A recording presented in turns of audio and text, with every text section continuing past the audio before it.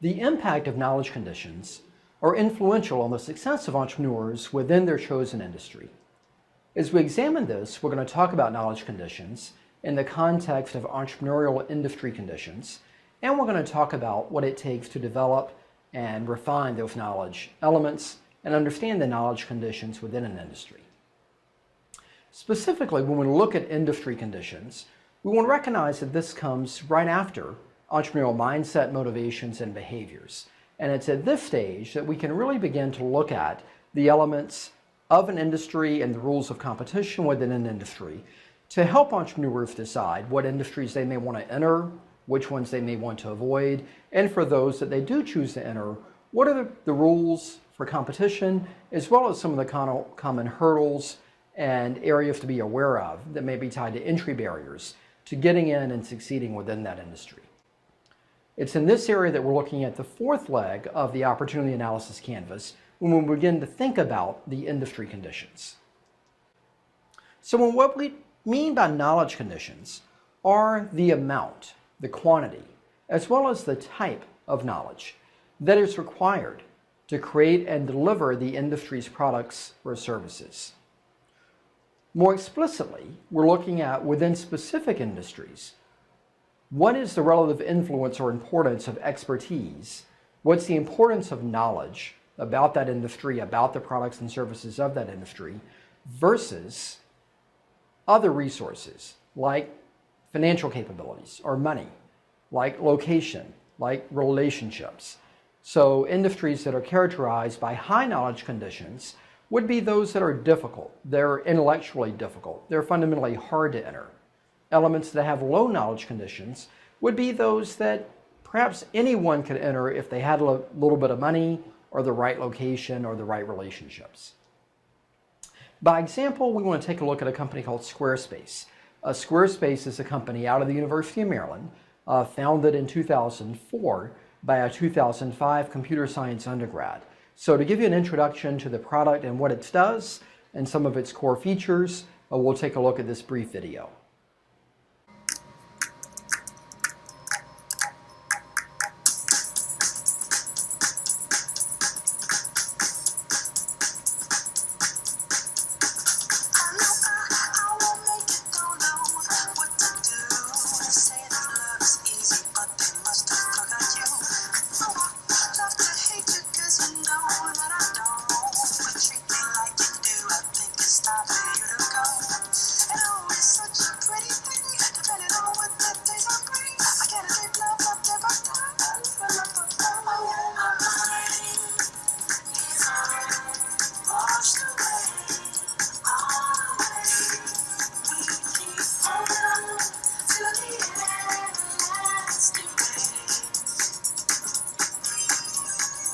Create a better website at squarespace.com.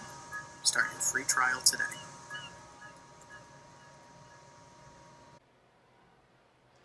So the product was created initially in 2004 and was brought to market in part fueled by a business plan competition that Anthony Castellano won here at the University of Maryland. The model from there was essentially that I have a concept, I have a computer science degree, or at least am in the major to earn my degree, but I'm also teaching myself a lot of new things along the way. I'm teaching myself a bit about marketing. I'm teaching myself a bit about sales. I'm teaching myself a bit about finance and accounting. And as a one-person company, he was able to build the product and sell the product and bring it to market and generate some income off of that version 1. That then gave him the opportunity to build a version 2, to sell that, to generate some more income, and let that fuel the marketing for version 3, which he brought to market, and so forth. Now, in its beginning, it was largely a blog building site, and it had a fairly simple feature set, but it was still competitive versus some of the other site builders that were out there. What it evolved to was something that had a different feature set, an expanded feature set with some different audiences, and one element that Anthony was always very effective in is figuring out where the market was going to go, what was important to his user base, and also testing different price points and testing different feature sets along those price points. So it really was rare in one person to be able to bring both the technology skill set and the business skill set together to grow the company. What that enabled him to do was to later raise some capital. So he operated for approximately 6 years without any outside capital.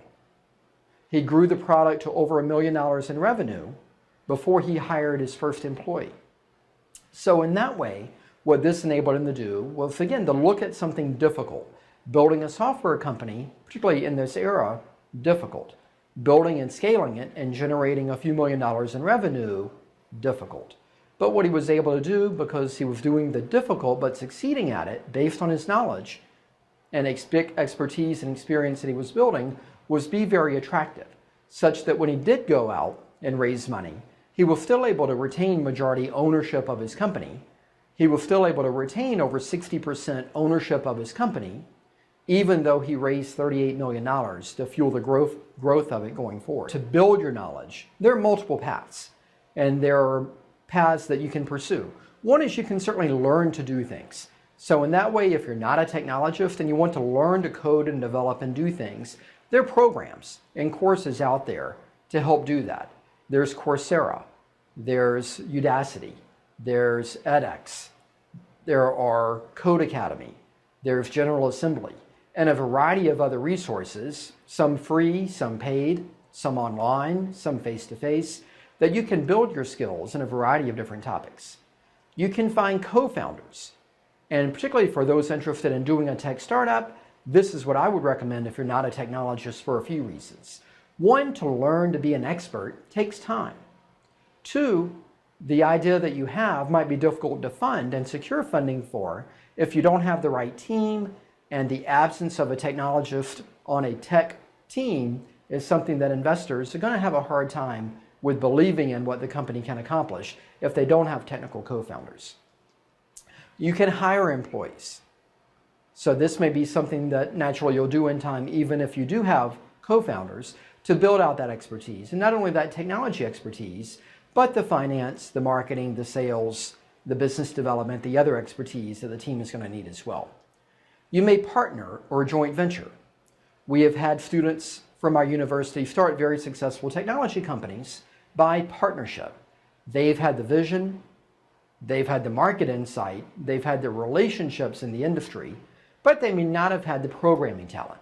So they've been able to find other small companies that do product development and do software development to partner with and form joint ventures to go out and launch companies together. So the partnering is a little bit of a different angle from a co-founder, and then instead of co-founding with another individual, you are in essence co-founding with another company or another group. We also see outsourcing.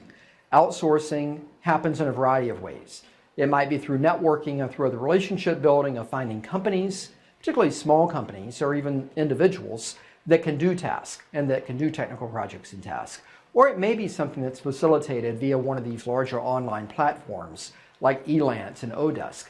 What those do is it gives you an online network of individuals that are experts in various areas. You can post your project information there, and you can have them bid on that project. And then you select your winner, and you manage your project from there. There are other platforms out there that are for the facilitation of co-founding. Co-Founders Lab is one of the more popular ones, where if you have a concept, but you need to build a team, you can go on here and you can post that opportunity. You can keep it as vague as you wish if you're concerned about sharing your idea with an unknown audience. But what you can do is find other individuals that are interested in the co-founding relationship. Inversely, if you'd like to join a startup team, you can go on here and you can find people that are looking for people with your skill set.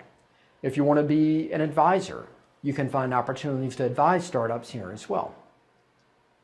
So what we see in summary is that we want to understand the dynamics of the industry and what it takes to succeed within different industries and what the rules of competition are.